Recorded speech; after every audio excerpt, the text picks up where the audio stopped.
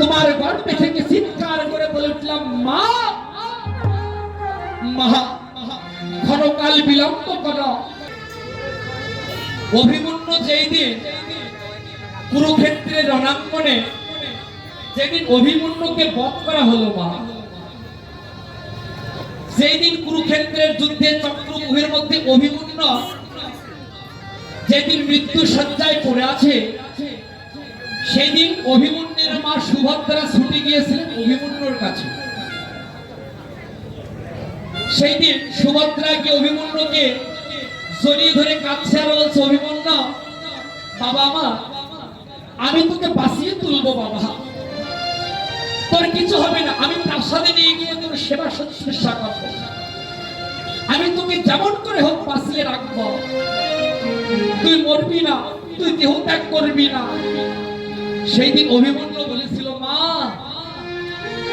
আজকে আমার মৃত্যু হবে জেনে তুমি নয়ন জল ছেড়ে দিয়ে কাঁদছ। মা তুমি জানো আমার মৃত্যুর জন্য দায়ী কে? জানো মা, আমার মৃত্যুর জন্য দায়ী একমাত্র তুমি হচ্ছ আমার মা। তোমার মৃত্যুর জন্য আমি দায়ী? হ্যাঁ তুমি দায়ী। কেন জানো? সেই দিন আমি তোমার গর্ভে ছিলাম, সেই দিন আমি তোমার গর্ভে ছিলাম, আমার পিতা সেই দিন এই কুরুক্ষেত্রের যুদ্ধের যে কৌশল, চক্রব্যূহে কিভাবে প্রবেশ করতে হয়, কিভাবে বের হতে হয়, এই কৌশল সেই দিন তোমায় শ্রবণ করাচ্ছিল। মা আমি সেই দিন তোমার গর্ভে ছিলাম, তোমার গর্ভে বসে বসে সেই দিন এই চক্রব্যূহে প্রবেশ করার এই গল্পটা আমি শ্রবণ করছিলাম। মা কিন্তু যখন চক্রব্যূহ পর্যন্ত প্রবেশ করা পর্যন্ত এই গল্প আমার পিতা শ্রী তোমায় বললা, আর তুমি মা সেই দিন কি করলে? তৎক্ষণাৎ তুমি ধীরে ধীরে ঘুমিয়ে পড়লে। আমি তোমার গর্ভে থেকে চিৎকার করে বলে উঠলাম, মা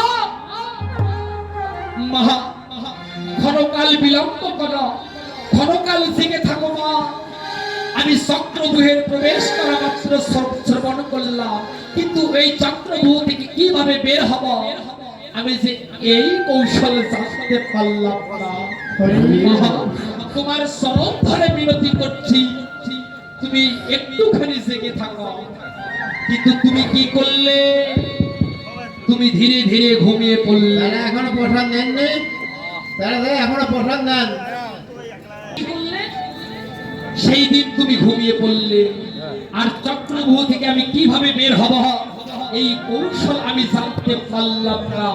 তাই আজকে কুরুক্ষেত্রের যুদ্ধে এসে আমি চক্রব্যূহে প্রবেশ করেছি। মা এই কৌশল জানি না বলে, তাই তো আজকে এই কুরুক্ষেত্রের যুদ্ধে আমায় প্রাণ ত্যাগ করতে হলো। আমি যদি এই চক্রব্যূহ থেকে বের হওয়ার কৌশল জানতে পারতাম, এমন কোন বীর যোদ্ধা ছিল না যে এই কুরুক্ষেত্রের যুদ্ধে তারা আমায় পথ